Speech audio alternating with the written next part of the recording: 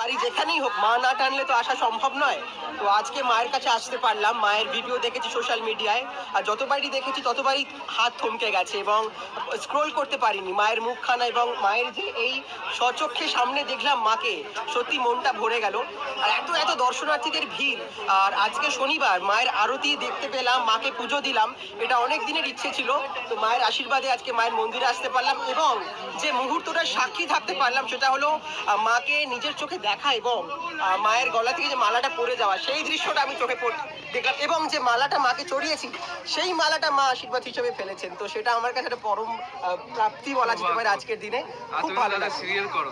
হ্যাঁ, জগদ্ধাত্রীতে লিলিপুটের চরিত্রে যথেষ্ট জনপ্রিয়তা অর্জন করেছি দর্শকদের ভালোবাসায়। আর এই মুহূর্তে স্টার জলসায় পরশুরাম ধারাবাহিকে 2x2 চরিত্র দর্শকরা অনেকে ভালোবাসা দিচ্ছেন আমাকে। আর মায়ের আশীর্বাদ থাকলে আগামী দিনেও সবার আশীর্বাদে এগিয়ে যাবো, এই কামনাই করি। আর যারা এই মুহূর্তে ভক্তরা দেখছেন তাদেরকেও বলবো, যারা এখনো পর্যন্ত মায়ের দর্শন করতে মন্দিরে আসেনি অবশ্যই আসুন। মাকে দূর থেকেও যা চাইবেন সেটাও মা পূরণ করে। মা সবাইকে ভালো রাখুক, সেটা সবার আগে প্রয়োজন। সবাই ভালো থাকবেন। জয় মা মনসা। জয় মা মনসা। জয় মা।